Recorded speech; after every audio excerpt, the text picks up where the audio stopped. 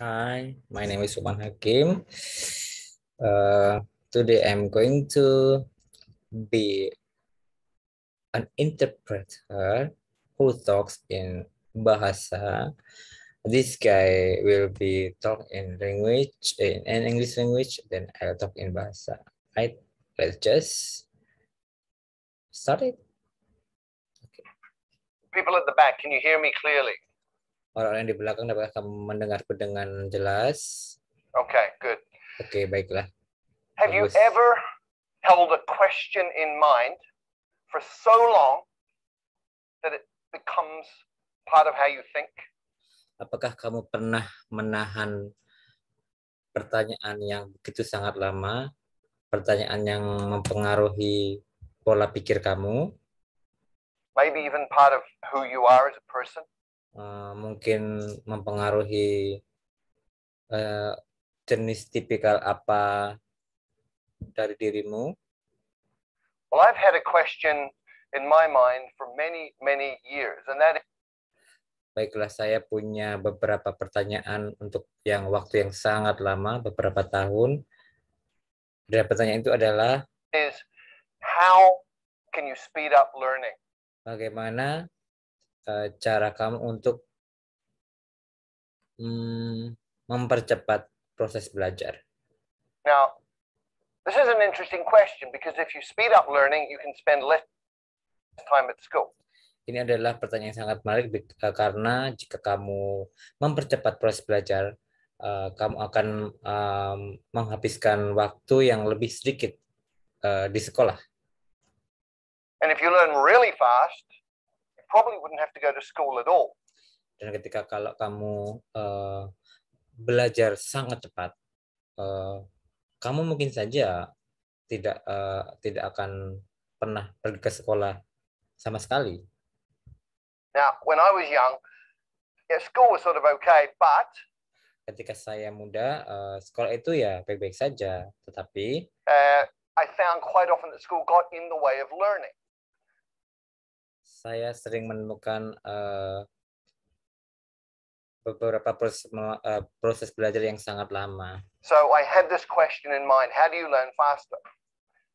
Dan saya memiliki pertanyaan di otak saya, bagaimana cara kamu belajar lebih cepat? And this began when I was very, very young. Dan ini adalah dimulai ketika saya sangat-sangat muda. I was 11 years old. I wrote a letter to researchers in the Soviet Union asking about Hypnopedia. Dan ini terjadi ketika saya umur 11 tahun. Saya telah menulis untuk peneliti di Swedia tentang bagaimana cara untuk sleep hypodia. Ini adalah metode sleep learning, where sleep learning you get a tape recorder, you put it belajar sambil beside your tidur. bed, and it turns on in the middle of the night when you're sleeping, and you're supposed to be learning from this. Ketika kamu menaruh box ini, ketika kamu di bantal kamu tidur, maka secara otomatis bantal kamu akan sekaligus belajar saat itu juga ketika kamu tidur. Good idea. Unfortunately, it doesn't work. Untungnya ini tidak bekerja. It did open the doors to research in other areas, tapi Hypnopedia itu tidak membuka pintu dalam otak kita untuk belajar lebih cepat. Dan kita telah menemukan bagaimana cara untuk belajar dengan cepat. Dan pertanyaan pertama adalah, saya telah pergi ke pakar psikologi.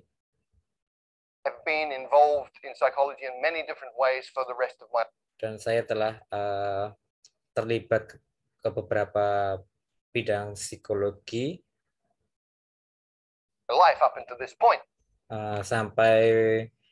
sampai sisa usia saya, dan pada hingga titik ini. In 1981, I took myself to China. Di tahun 1981 saya pergi ke China.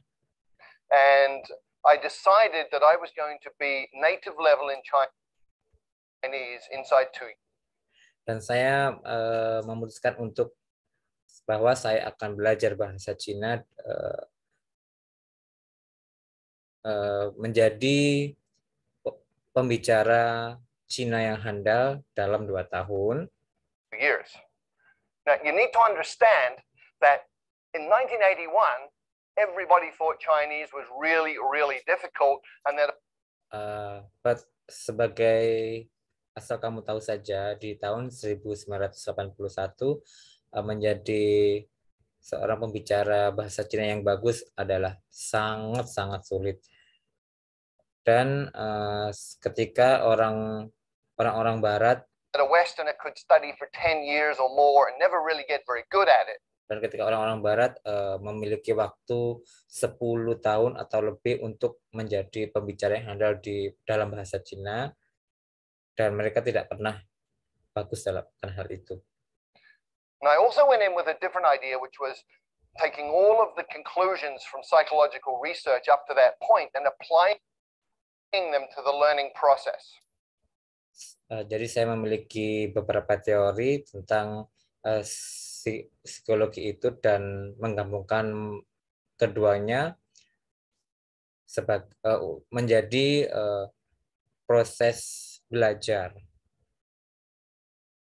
What was really cool was that in 6 months I was fluent in Mandarin Chinese. Dan kerennya adalah bahwa dalam 1 bulan saya terpengaruh oleh bahasa Cina. And it took a little bit longer to get up to native. Dan itu memiliki waktu yang lebih lama untuk menjadi pembicara yang handal dalam bahasa Cina. But I looked around and I saw all of these people from different countries struggling terribly with Chinese. Tetapi saya melihat bahwa di dalam ruangan ini terdiri dari beberapa suku dari negara yang berbeda dan memiliki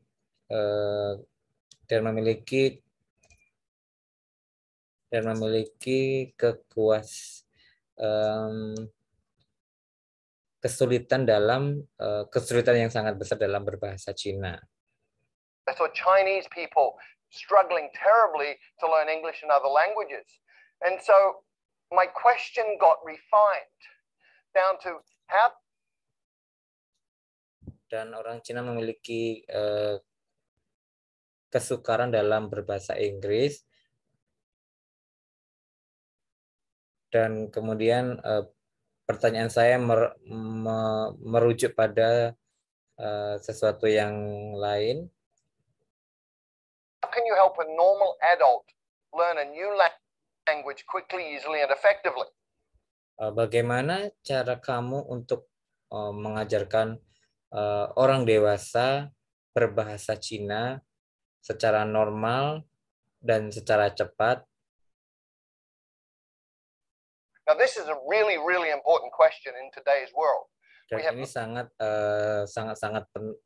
penting dalam kehidupan di dunia sekarang.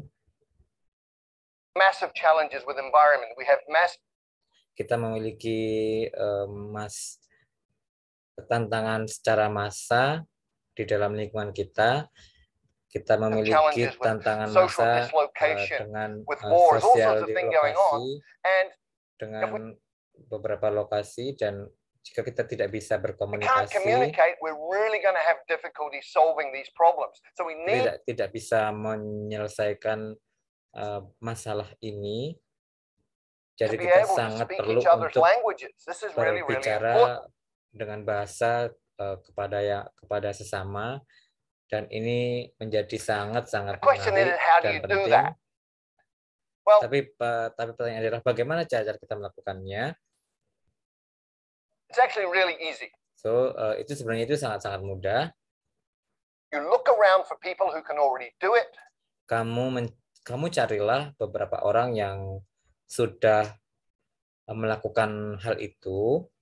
You look for situations where it's already working. Kamu carilah beberapa situasi yang sudah dalam pengembangan. and then you identify the principles and apply them. It's called Dan kemudian identifikasi prinsip-prinsip di dalamnya dan terapkan dalam kehidupan sehari-hari. And I've been looking at language learning and modeling language learning for about 15 to 20 years now. Dan itu dinamakan adalah modeling pembelajaran secara model, dan pembelajaran model itu dilakukan 15 sampai 20 tahun dari sekarang. Okay, thank you. Maybe that's all for the interpreter today. Thank you for watching. Thank you.